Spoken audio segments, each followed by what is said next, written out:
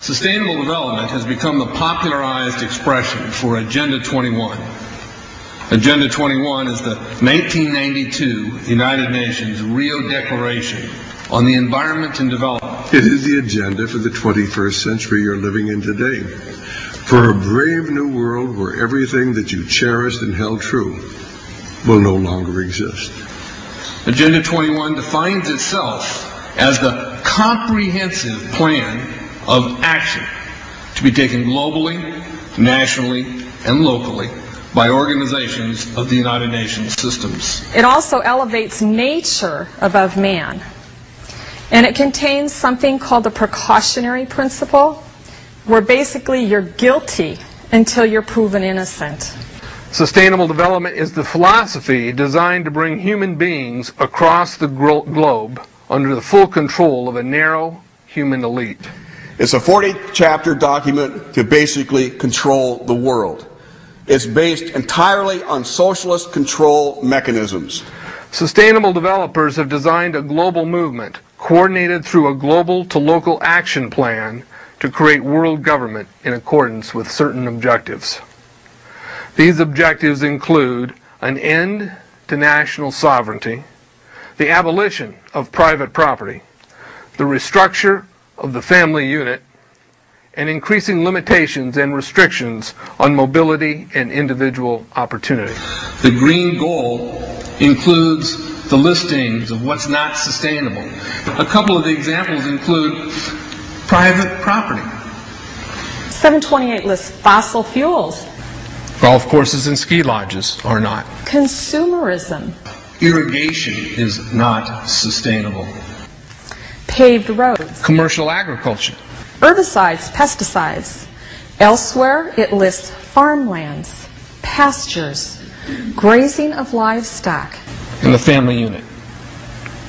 The focus of sustainable development is the abolition of private property, societal undermining of the family, and abandonment of the constitutional protection of unalienable rights as described in the Declaration of Independence. You see, I sat on the Santa Cruz Agenda 21 committees. Now, this was a lot of crazy ideas. This was back in the mid-90s. Crazy ideas I heard. Mother Earth's surface wasn't to be scratched. Human beings were to be concentrated into human settlement zones. Educational systems were to focus on the environment as the central organizing principle. All aspects of life were covered. Well, I went to these committees at the request of some people who told me that I needed to understand what was going on, and I came back and I said, this is craziness. This is so silly. It has no chance of having any effect on our society. Well, I was wrong. The United States government's support for sustainable development, Agenda 21, is very clear. In 1992, while the Rio Conference was going on, George Bush, then president, was there where he executed the Agenda 21 protocols on behalf of the United States and brought it back to Washington, D.C. Within a year, Bill Clinton, by executive order, no congressional review, established the President's Council for Sustainable Development. In Santa Cruz, we've got a 2-lane freeway system. We need 4, but what we're getting is hundreds of millions of dollars of federal money to take a dilapidated rail line that Southern Pacific wants to put in the hands of somebody else so that a commuter line can be built along the railroad track. That'll be followed by 14-story buildings where people will live and stack them and pack them units, where developers or so-called sustainable developers will build these high-rises with federal dollars. In fact, Santa Cruz has received a $300 million federal grant to build the first 3,000 of these stack and pack them units. The County Board of Supervisors has said, if you are a sustainable developer, you're immune from any construction defect liability. It's a partnership between selected developers building this new world order and the government using the American taxpayer dollars in order to do it. This is a map of the Wildlands Project. To explain the map, the red are areas that are to be off limits to human beings. No resource development, no human activity. If you live there, you won't.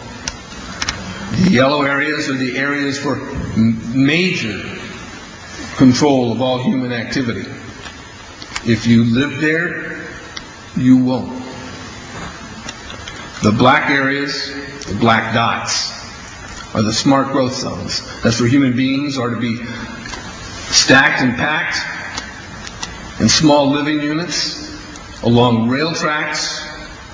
The smart growth program ultimately has jobs assigned and children cared for by the state. The question has been asked many times how the people who are perpetrating these things expect to do this and make it last. And the answer to that is that you steal a generation of children and you indoctrinate them so that they accept these ideas and they become global citizens in the coming global village. UNESCO came out and declared 2005 to 2015 the decade of education for sustainable development.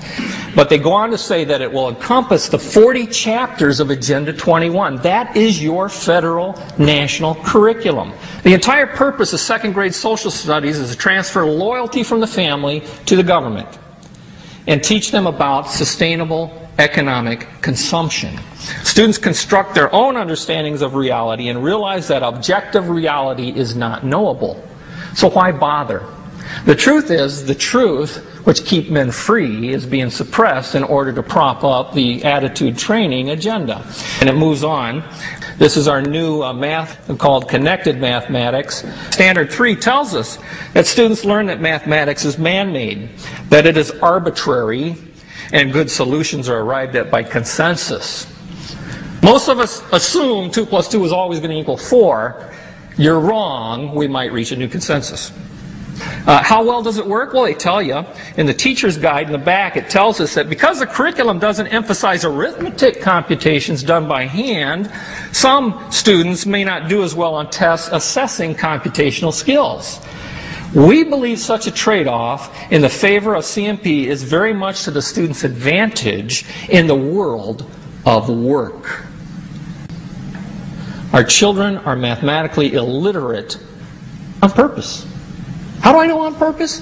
Why isn't this just a basic bad idea? Because the Sustainable Development Plan tells us so.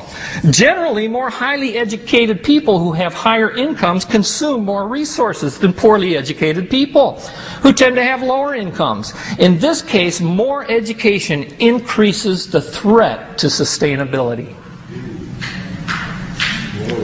Charlotte Iserby, I owe you an apology. I did not believe for the longest time it was a deliberate dumbing down. I thought that dumbing down was a natural consequence of a bad idea. Folks, it's deliberate. It's deliberate. The sustainable globalist goal is the orchestration of a planned fall of American principles, values, and lifestyles. The effect on the average American will be devastating. With modernizing technology, the ordinary person will live without independence, privacy, or substantive rights. Another press conference that I attended was the ICLE group, the International Committee for Local Environmental Initiatives. It helps in the implementation of Agenda 21 in all of our local communities. And one of the speakers was a Harvey Reuven, who happens to be the vice chair of ICLE.